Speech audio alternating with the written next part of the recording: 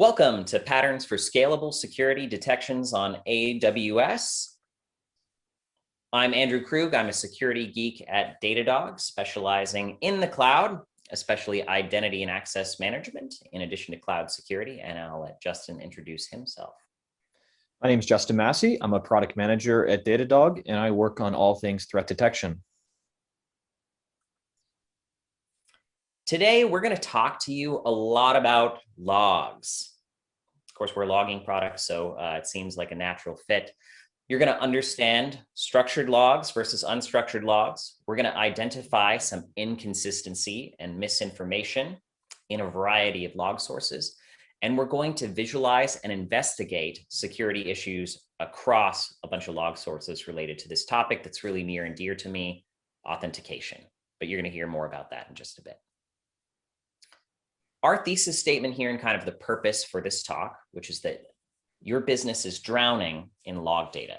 You probably have both structured and unstructured log sources filling up your data lakes without any real consistency or sanity in the way that they surface common portions of log taxonomy, specifically around authentication. And if you just apply a tiny bit of thought, purpose, and measurement, you can use those logs for some really meaningful detection and alerts. So let's just jump right in here and take a tour of those potential log structures. So in AWS, you may be a customer of one or more of these products. You might have something like Amazon Detective for doing investigation, but you also might have logs that you get from things like DNS, VPC flow logs, AWS CloudTrail, EventBridge, Config. If you're using security products, things like GuardDuty, Access Analyzer. You might be aggregating things from other tools like Datadog, or you might be using tools like the AWS Audit Manager or the compliance reporting that exists in Datadog.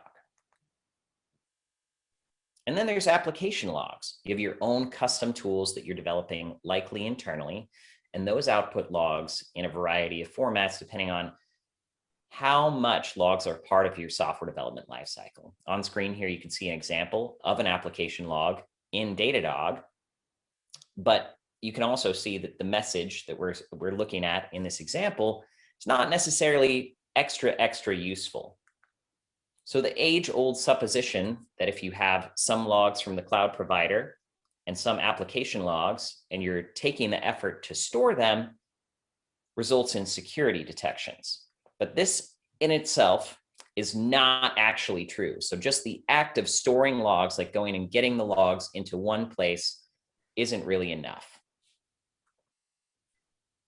What we've tried to do as a security culture in the past is this thing called normalization, right? It's a tried and true tactic for finding logs at the source and putting them into a single format, or maybe you have some kind of log pipeline that puts them into a normal format, but it tends to be a one-size-fits-all structure. Either logs fit in the format or they don't.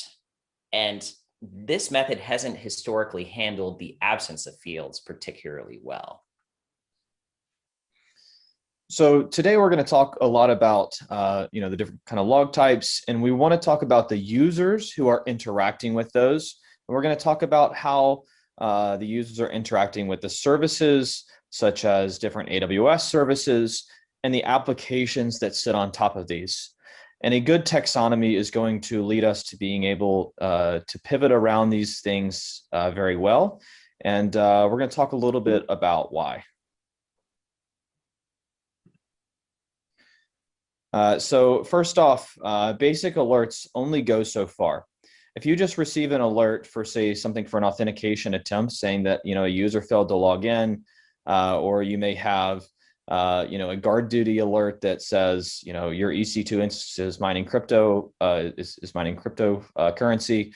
This is not enough information. You need additional contextual information, such as being able to pivot to metrics from that EC2 instance. So if that GuardDuty finding said that you are mining crypto and you look at your CPU and you're spiking, that may be more contextual information. So when you're investigating that incident, that additional information is key. So we want you to have access to your user data, the application data, the underlying application that's running on the systems, and the control plane data, what is happening, inside of AWS. If you have those three pieces of information, you're going to be a lot more successful. Now, we want to make sure that the application logs, you can interact with the logs in the same way you access your control plane logs. So I'm going to show an example here. And this example is this widget, this dashboard showing you things like the username. Jonathan Johnson is logging in from this IP address. And the source of data here is CloudTrail. So this is Jonathan Johnson logging in into AWS, and it's from CloudTrail. Now you'll also see that you have Ruby logs, which is your custom, maybe a custom application, as well as Okta and Auth0, some identity providers, all showing up in the same page. And if we were to see, the same users failing to log in across sources, this may be indicative of some sort of attack. And we want to be able to visualize these, in different sort of widgets so that we can, not look at data, as just logs themselves, but visually as graphs. And I just want to point out here, in case you think we're getting a little bit ahead of ourselves, that this is actually a dashboard from Datadog. So all these concepts that we're talking about, you could apply to any tool that you have to bring these disparate bits of information together, but really it takes this thought, purpose, measurement, massaging of the log data to get to this end goal state. And next, we're really going to talk about how we get to that end goal. So in this log right here, we see John Doe logged in. This is for a custom application. We're going to assume that things like AWS and their CloudTrail logs are logging all the information you need. But for your custom applications, and I've seen this in many applications, they don't include all the information you need. So here, we ask a couple questions: the who, what, where, and when. We can answer who from here, logged in, John Doe. We don't necessarily have the answer, the full answer of what. So we know that they logged in, but you may want to know, like, what they logged in with, whether it was a password or OAuth or SAML. And you sure don't know where. You don't have an IP address, and an IP address could give you a country maybe. You do have the answer when, which is the timestamp at the beginning. So let's take a look at what a better example looks like on the next slide. This now has the what and where answered. But all we really did is add some additional context, right? This still isn't the best format that it could be in, right? We want to take it one more step.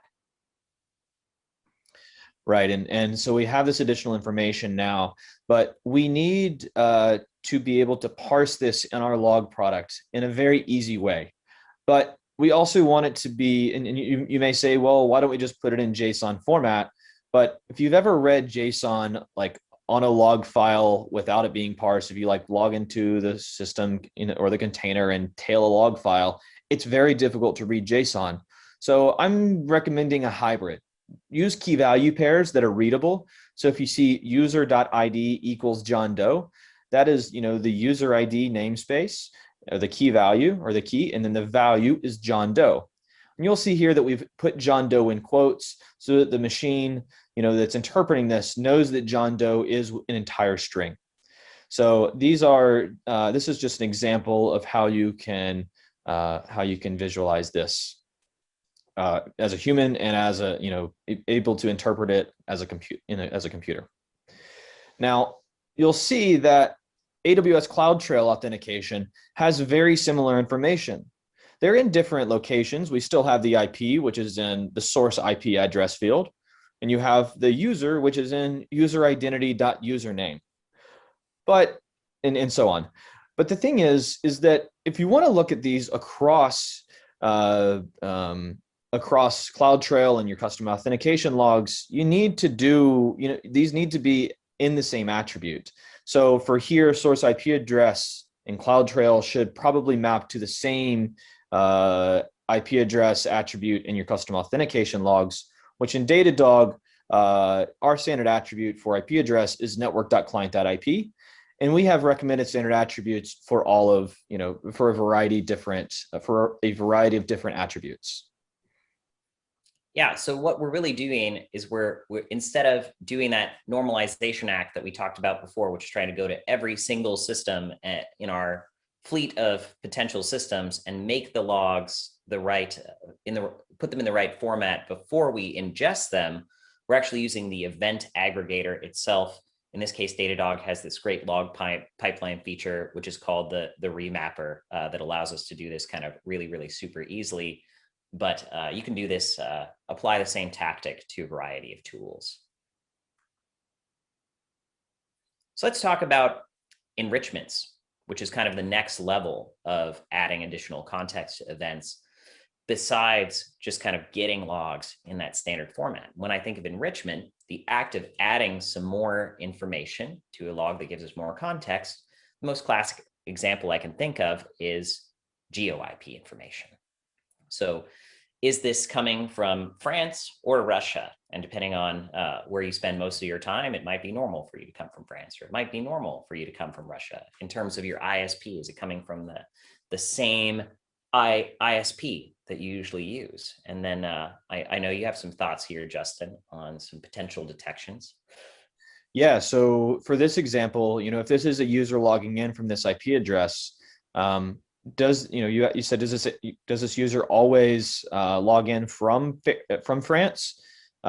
We can use a detection method in Datadog called new term, and we can say, let me know when a new term is detected from from a log for a user. So this could say, let me know when a new country is seen for a user. So France may be seen all the time, but then when they log in from the US or Russia, you would detect that.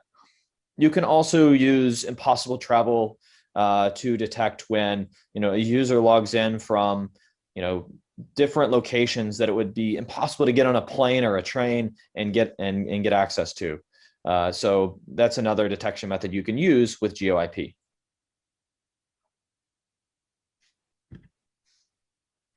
The next piece of enrichment that is nice to have is threat intelligence. From an IP address, you can know whether this is a known threat actor. This is possible by companies such as Gray Noise. Gray Noise has listens from many different servers across the internet, and they can see whether a known threat actor is, whether an IP address is scanning the internet. Maybe it's just something like a Google bot scanning, and it's harmless. Or maybe it's a nation state, or maybe it's just a script kiddie that's scanning the entire internet and then trying to do malicious things, like trying to exploit a vulnerability. With this additional information, it is really helpful when you are investigating. I wouldn't recommend, though, that you just generate an alert every single time you have a match on a threat intelligence list, because you're going to get inundated if your application is big. So please use this, for enrichment and investigations, not solely for detections.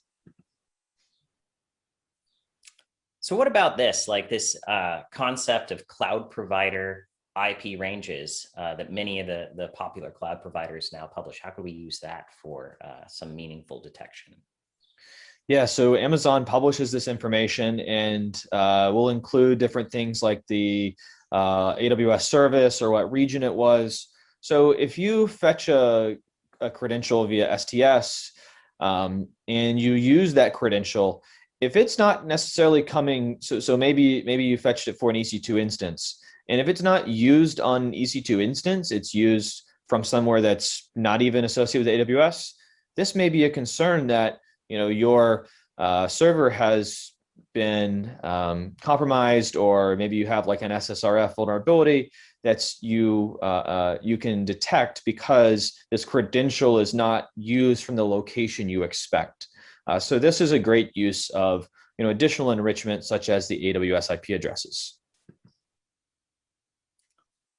So let's talk about detections, where kind of the boots meet the ground here. What could we actually do now, like applying some of these tried and true tactics and the standardization to detect things in your account?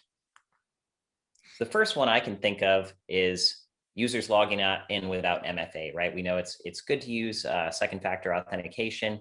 CloudTrail gives us all of that data and surfaces it in a single key that we can then match on and we can use to do a detection. That one's the simplest. To go a little bit more complex, we can detect that a security group is open to the world. So we look for any time that you have an event name such as authorizing a security group for ingress, and we look deep into the log for the IP addresses that are allowed, and that's contained within an array. So you have to go access items within the array, and you can look for things like 0.0.0/0, which if you're familiar with networking, you would know that that means all IP addresses. So any IP address can access this. So this is something that you would want to alert on and just, talk to the developer who created this and say, is this needed, or can we type more? Can we, scope this down to be your IP address or maybe the office IP address? So this is definitely something that you should, keep an eye on. Now, a little bit more complicated is things like credential stuffing. This is not matching a single log, but it's matching many of logs. So you can detect, and you can use Datadog for this, you can look for, say, when a single IP address fails to log in from over 100 unique users and it matches a given filter, then, let me know. And you can go one step further by saying, if you had 100 failed logins and then a successful login from that same IP address with different usernames, this is something that is a really good detection strategy.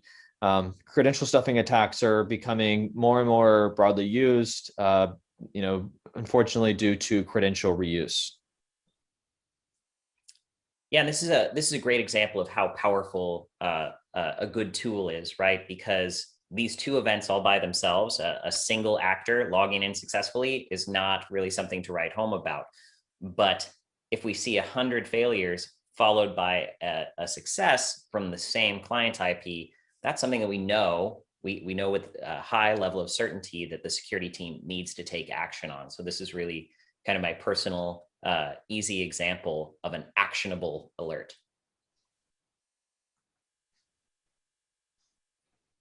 So just to recap what we've talked about here, we have 3 different security findings. We have a user logged in without multi-factor authentication, a security group that's open to the world, and a credential stuffing attack. What you may not have realized in those 3 previous findings that we showed on the screen is that they all had the same username associated with them, which is John Doe. They all had the same IP address. However, they didn't all have the same source.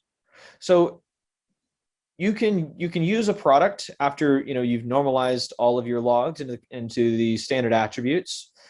You can quickly see that there is a common theme here from this user and this IP address, and this is something that you want to take a look into. Now, I want to talk a little bit about identifying changes and missing logs, because I see this happen in many different orgs. Many different customer environments when I talk to customers. And we'll first talk about what it means to have like a change to a log.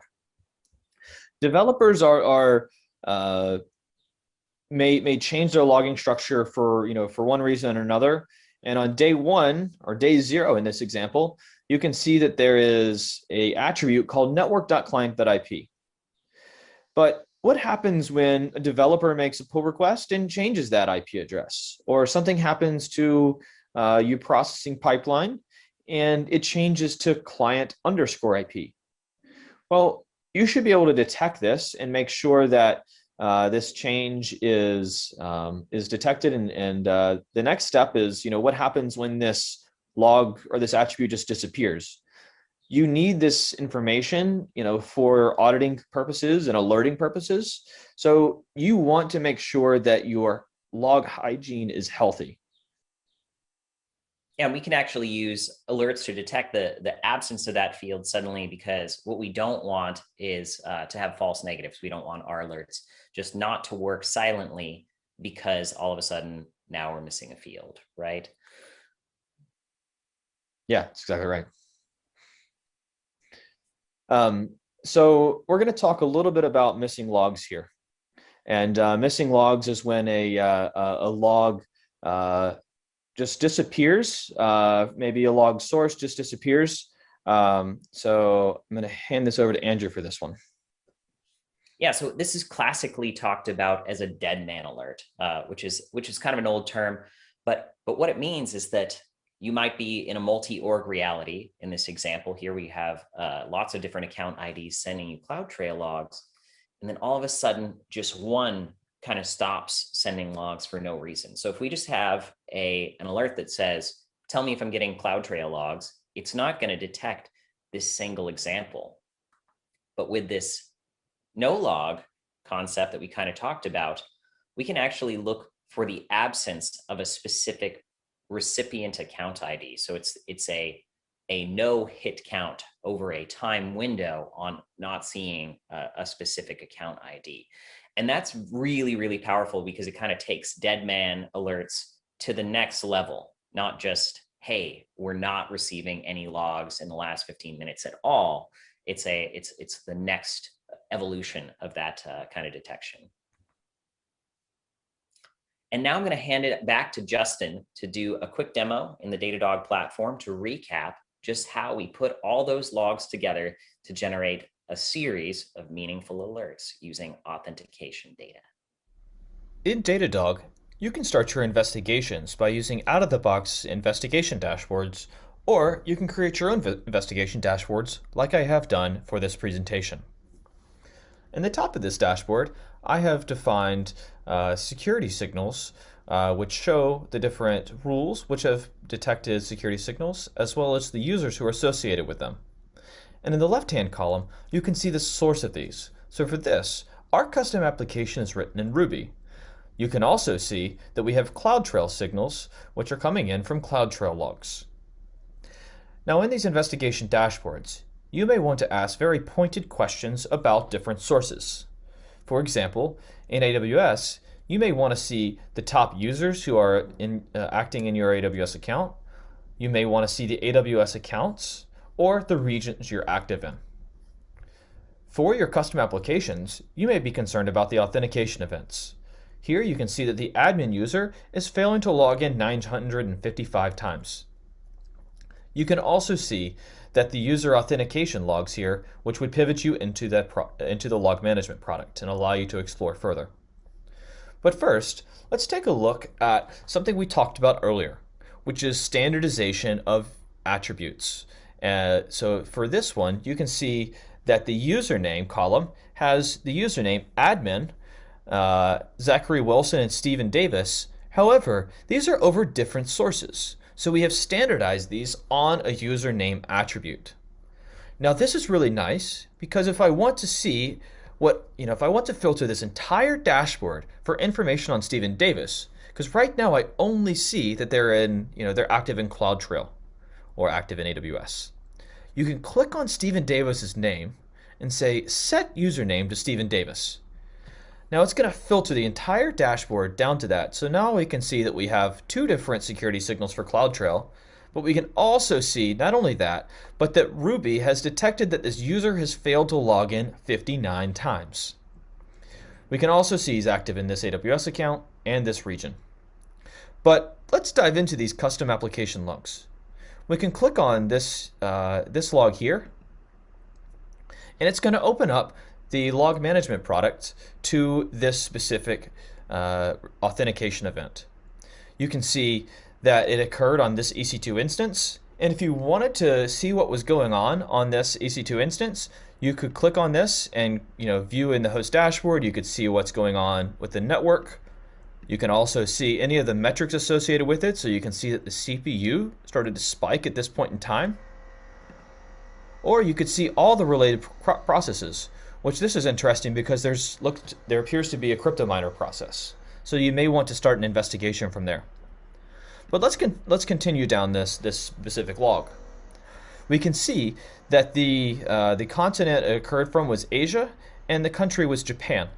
So if this user typically logs in from the US, that may give you information that this user is under attack. Also, you can see that this username is also enriched with a team, such as engineering. This is additional enrichment that may help you, identify sorts of attacks. If Stephen Davis were performing activity inside of AWS, but he wasn't on the engineering team, this may be a concern to you. This is a way to quickly, begin drilling down into the details of these logs. Now, let's go back to that investigation dashboard. Let's now take a look into some of the security signals that were created for this user. So we're going to see what security signals were related to Stephen's username. And we're actually going to look at all of the VPC created or modified for Stephen Davis. Now we're looking at the security event that says that Stephen Davis created or modified a VPC. Now we can see exactly what he did was he deleted a VPC. This was the event name from the AWS CloudTrail log. All of those events are, have event attributes associated with them. So we can see that he created this. He was using the AWS SDK, and we can also see the IP address associated with them, and that it was an IAM user and not a assume role call. Now, if this is indicative of an attack, you could quickly share this to your team on Slack, or open up a security incident from here. Now, to bring this full circle, let's take a look at what this would look like in the Log Explorer when you pivot to that pivot there. So this is going to filter down all of the logs, from CloudTrail, from all of those VPC change events to Stephen Davis. But if you're interested in things that Stephen Davis is doing that aren't associated with VPC, we could remove this event name from the query. And we can also see that he's also deleting trails and disabling rules. This looks like a user that may be, performing, some deletion or destruction on your AWS environment, and you want to begin a security investigation from there. Now, with that, that is the end of the demo, and back to you, Andrew. Thanks so much for attending our talk. Once again, I'm Andrew Krug, Technical Evangelist at Datadog. And I'm Justin Massey, Product Manager at Datadog.